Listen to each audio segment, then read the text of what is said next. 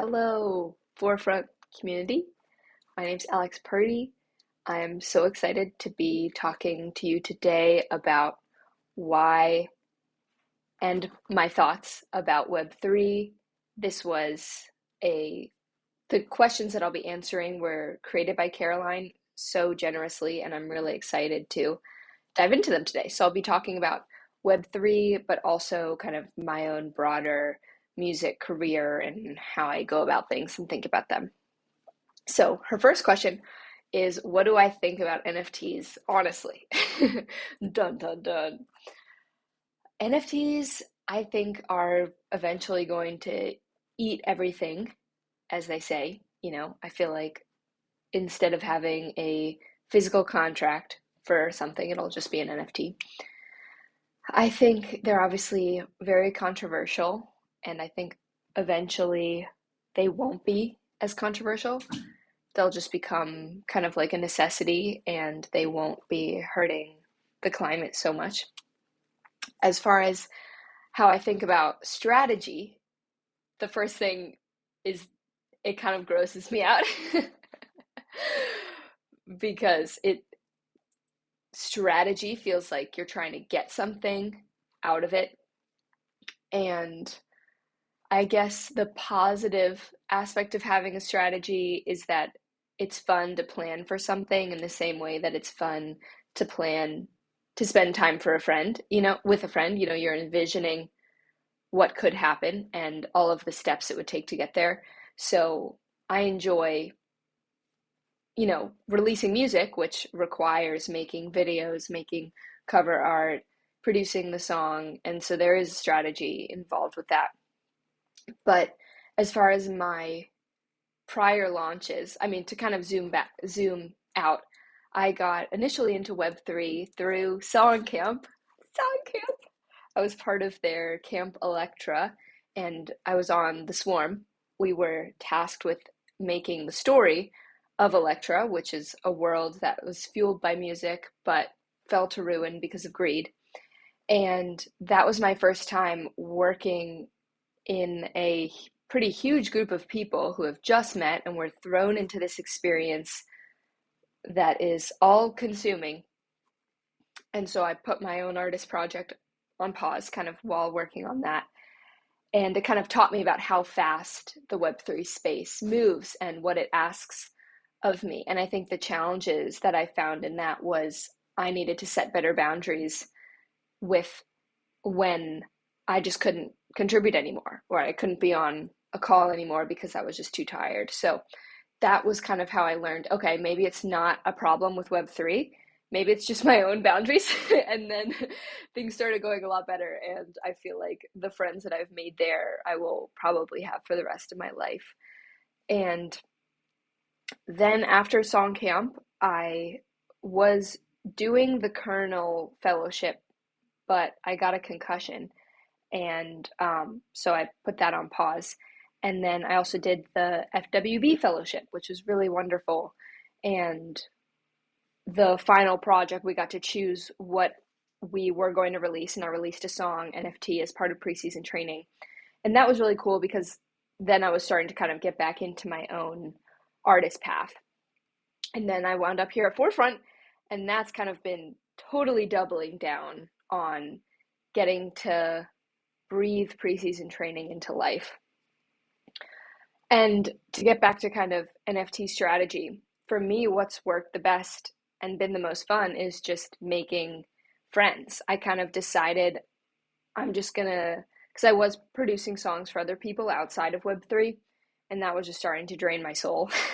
So I decided I'm just gonna get jobs unrelated to music and thus unrelated to Web3, so that whatever I'm a part of outside of those jobs can just be really soul filling, and I don't have to also try to squeeze out every penny I could possibly get. Which is probably not what someone would expect when asking an artist about what their NFT strategy is, but for me, that's been the most life-giving, is to just focus on trying to make money from other places, not from selling NFTs. Um, I have sold some, which has been a shock and a wonderful, wonderful blessing. And I feel like, because some people have asked, oh, how did you do it? You know, it's no surprise that people would want to know something like that.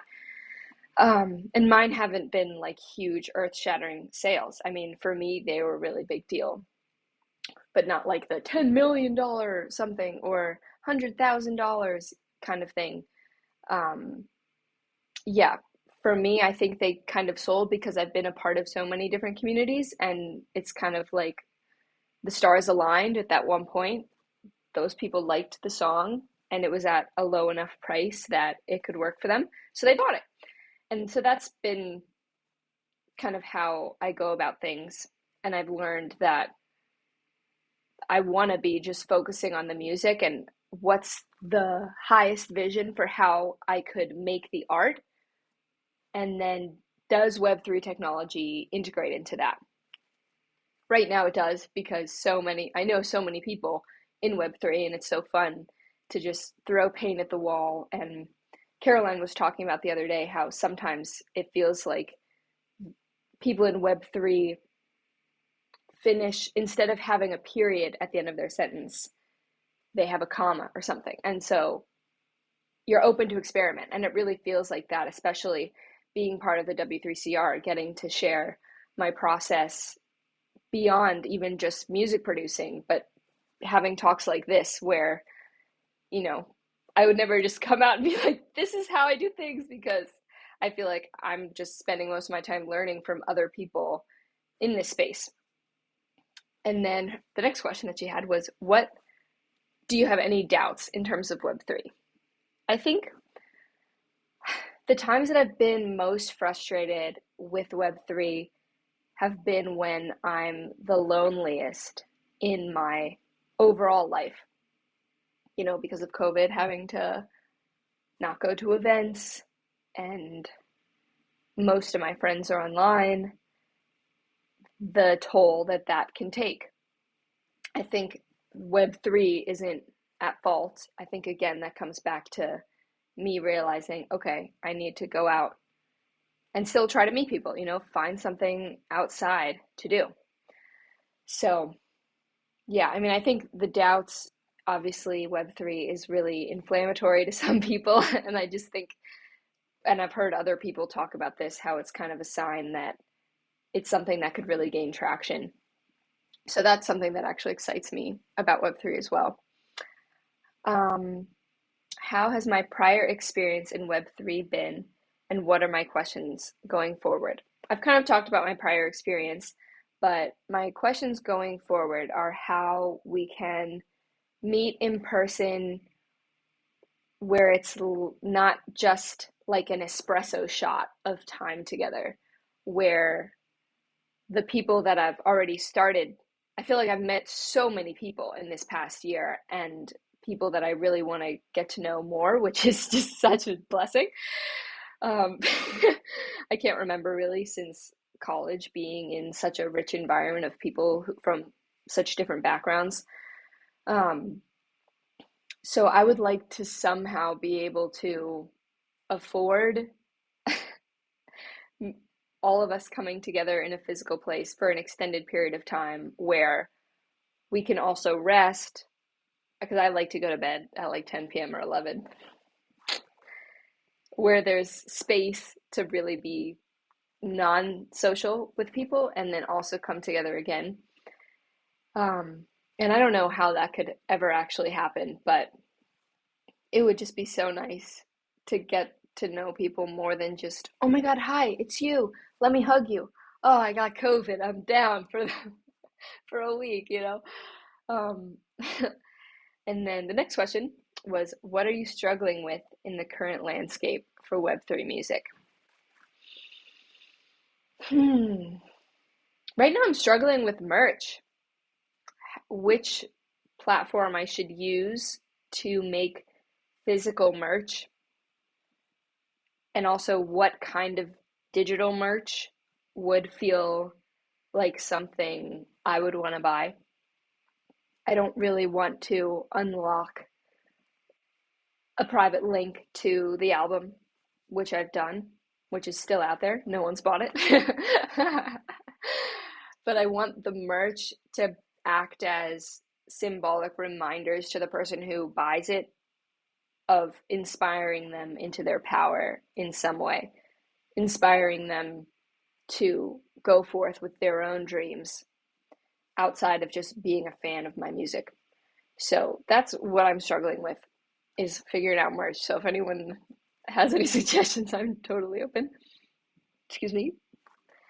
Caroline's next question was, what's the taboo thing about the music industry or Web3 that you want to scream from the rooftops? So I've been chewing on this question for a couple days now. And the first thing that just came to mind is aging.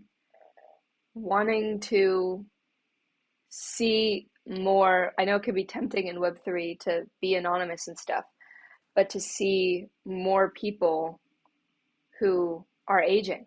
I want to see their wrinkles.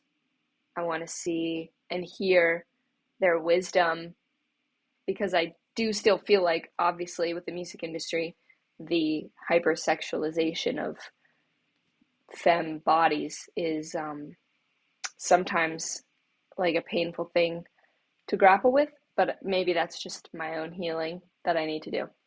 The next question is, what would success as an artist look like for you?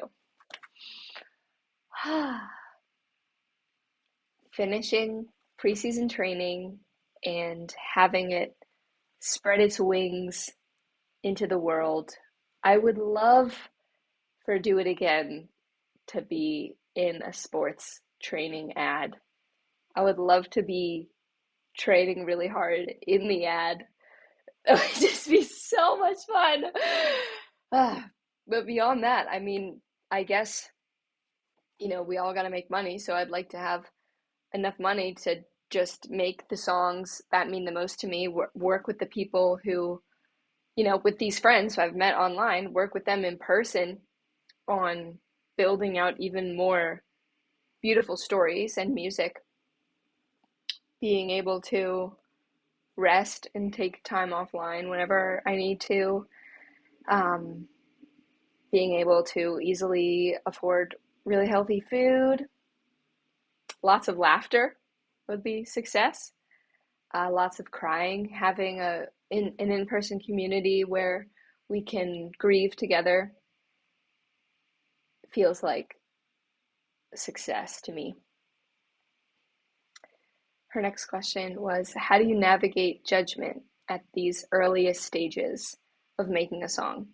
What's good, promising, not good, and how do you know? So there's this really wonderful masterclass by 𝙁𝙤𝙧𝙚. She does incredible stage design. Incredible. You gotta see it. And her masterclass is all about creating, not just for people who do set design, but she talks about when you're making something new, iterate, iterate, iterate. And she has the most beautiful, like the tone in her voice is just so wonderful. She's an example of someone who's just really, really, really wise to me. And so she talks about when something's new, just create multiple iterations, let the ideas come out and leave them. Don't automatically delete them. So that's been how I've been living my life since then. And it just feels so much better. I feel like before I was just like, no, it's not that. And now I'll just spend a small block of time putting sounds together, trying to just go off of instinct instead of right or wrong. Just going based off whatever my gut is telling me. Oh, it'd be cool to add cellos here. Oh, ooh, percussion here. Oh, time to lie on the floor, take a break. That kind of thing has been making my process a lot more fun. Next question. How are you thinking about community, building a community, and staying authentic while creating content? Content, as you say. Community and building a community. I feel like those words, I mean, we've all heard them ad nauseum, being in this space, you kind of can't go on Twitter and not see someone use the word community.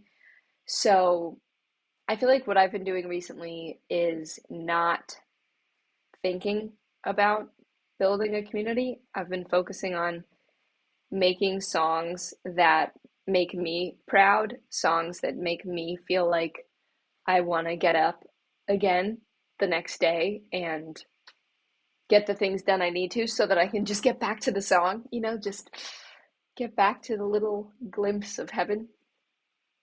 And that being said, the things that I've been consistently doing on social media, for a while I've been running ads on Instagram. I know everyone in Web3 hates ads. But before Web3, while COVID was happening, I was learning about, okay, if I can set up a text list, basically, it was a lot of fun. It was a lot of fun doing this, and that's why I've been doing it. Basically, I made a video at the end. It's like a really weird video. At the end, there's text this keyword to this number, and then my text list automatically sends them a link to the song or some other secret surprise kind of thing. And so that's kind of what I've been doing on Web 2, and then also just making reels, which I know some people really hate. And for a while, was making ones that were really, really curated, basically making a mini song and fully produced, edited videos, and that was starting to be really unsustainable. I would make one a week, and then I would start to feel like once I post that one, it's like I just have to do the same thing again, not even enjoying it anymore. So I stopped doing that, and now my focus is just to share, similar to the kind of 𝙁𝙬𝙧𝙨 mindset of whatever my heart feels like would be fun, just post it, put my phone away, get back to whatever I'm doing. I'm trying to be not scrolling as much as possible. And that's been what helps me feel like things are authentic. I feel like it's always changing, and sometimes it feels gross to post a reel that's not highly curated because I want people to see my best work. But the shift of me starting to make the videos that aren't curated, that are just kind of almost like a tweet but a quick video, has helped me really be able to, when I'm offline or on a Twitch stream, I can just pour myself into the music and allow for the iterations and not have to have, okay, this song is about canceling plans on your calendar as a meditation. Next week it's going to be blah, blah, blah. Instead, I can zoom out and dream as big as I can for preseason training and the projects that I have that will be coming after that. So I stay in touch with my community on Instagram and Twitter and Discord. I mean, I feel like there's the Web 2 stuff, and then there's my Web 3 actual friends where we're not marketing to each other. We just genuinely want to hear each other's music or want to hop on and play drums or add guitar and stuff like that. And that's really fun too. I feel like the difference with Web 3 is that it's just like you're walking through a hall and all your friends are there and you're just catching up and chatting, and you're just in a room by yourself talking to them online until you all get to meet up in person. So the next question was, what do you need most as a creator? I think definitely more time in my calendar where for an hour I'm just gonna do nothing, and time in my calendar where I'm making a song and I don't know what the song is for, just kind of tapping into that instinct. But beyond that, I mean, I definitely need a team. I produce and do it all myself. The videos, I would really like to be able to be an opening act on tour. I would love to have my songs in workout ads. It's like some people love cheesecake, some people love chocolate. Like I would hate to have a song in an alcohol commercial or something, or a jewelry commercial, but I would love to do a sports ad. That would be so sick. To each his own, you know? Yeah, I feel like a booking agent would be great. Just like, I mean, what's been amazing about the Forefront residency is I've had a team for this month. Like, Nate did an incredible job on the edit of my last Twitch stream, which is a video that I will have to show my kids one day that really encapsulates everything I've been trying to do over the past 7 years, you know, as far as a trajectory of having an artist path that feels like the only path I could ever have, you know, the one sole path. So yeah, I think I've been realizing with Forefront, it's been like a team that I never knew I could have. And obviously next week is my last week in the residency, but it's been really cool to experience. Wow, I had no idea that Nate was going to edit this video and take the conversation part of the Q&A of the open studio and then take the part of me producing the song and blend the story together. Like, there's only so much I have the energy to do, you know? And so and I couldn't even think of something like that. So I think that's the element of having a team I would really love, because I do have a lot of stuff to share after preseason training, and yeah, that would be really cool. So an agent, a manager, someone to help me figure out merch, all of this. Wow, I'm getting through these questions really fast. So let's see. The last question is, what does the beginning of a seed of a song look like for me? Is it a phrase, a handful of lyrics that stick with me, or a progression of chords? How do you keep track of your ideas? I feel like the ideas keep track of me. Like, randomly, I'll be in the shower and a song that was just kind of fumbling its way out of me, I'll be humming it again. Or I'll just be on a walk and I'll remember, oh yeah, I started writing that song, and I'll remember those lyrics. And I think the more that I've been listening to my own heart and asking what I want, for example, to not produce songs for TV, film, and ads, but to tell my own specific story, to like create that elbow room and the risk and there is no promise of financial, like a financial utopia because I'm using very specific language that couldn't necessarily be used in an ad. To go off on that path, the easier it's been to write songs from my heart. Basically, the more that I'm able to say no to things in my life and set boundaries, the easier it is for me to write songs, because I think then, my opinions are coming back in that way. And that's something that the book, The Artist's Way, really helps me with. They have this thing called morning pages where you write 3 pages stream of consciousness every day, just like, I have to do laundry. We talked about this before. Allie, at the beginning of the residency, had this beautifully eloquent piece from her morning pages that she wanted to share. It just amazed me because mine are like, I need to do laundry. Okay, I need to send this link. Okay, I want to make merch. Blah, blah, blah, blah, blah. So but doing those pages have helped me realize my opinions coming back, because all of a sudden I'll blurt out of my pages, I didn't like it when this happened, or I want to be healthier in this way, or this friendship isn't working for me anymore. And those aspects of truth that can only come from listening to my heart, not listening to advice on YouTube about what to do about everything.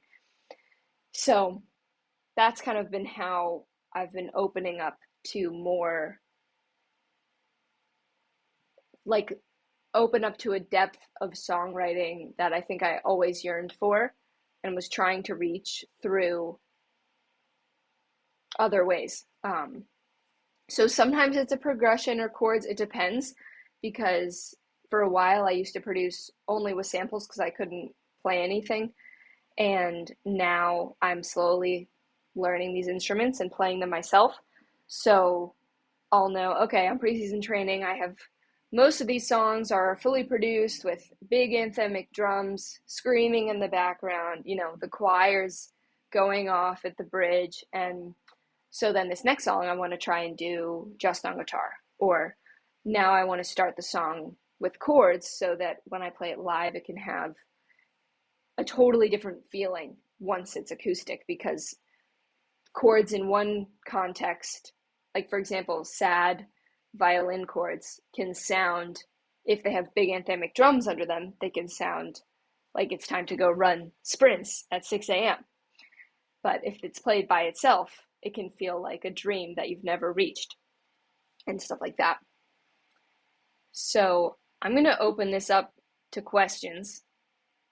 But if there aren't any questions, then we'll just have this be a half hour, because everybody loves recess, getting out of class early. And also, fortunately, I have fulfilled my residency requirements for this week. And I never want to give you guys fluff. I don't want any fluff. So I'll wait a couple minutes and see if there are any questions and just go over some of the other questions that I didn't answer that Caroline so generously wrote out for me. Also, I want to say thank you so much, Forefront. This residency has been beyond a dream come true. It has, I feel like, challenged me as far as sharing these songs openly that haven't been released yet in ways that I really wanted but didn't know how to access. And just meeting you all and getting to know you is a really wonderful new beginning. And I'm excited to all keep getting to know each other and meeting in person one day. What is your art?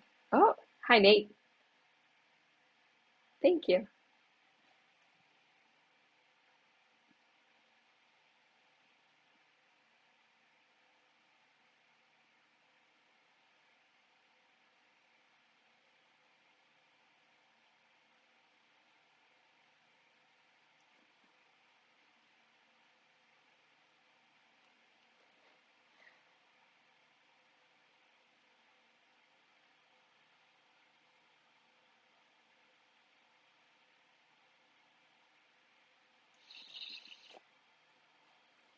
I love that. Thank you so much.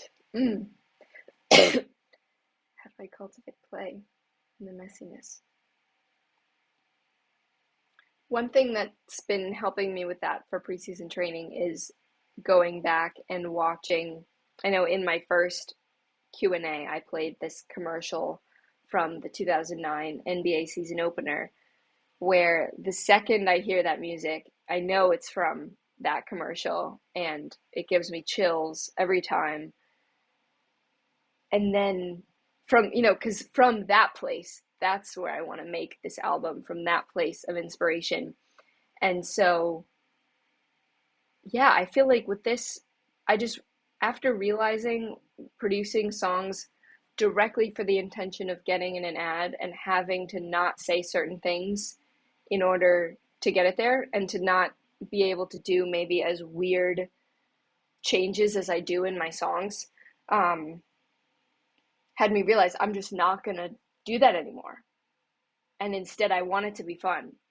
I want to not know what idea is going to come out of me or what I'm going to say, but that it's safe to be in that place. And so the ways that I cultivate that, I put my phone on airplane mode and I get in the studio, and whatever I feel in my heart I'm gravitating towards, whether it's the guitar or the piano or the drum pads with sounds in Logic, make some really big sounds, I'll just go based on that, all based on feeling what I feel to do next as much as possible.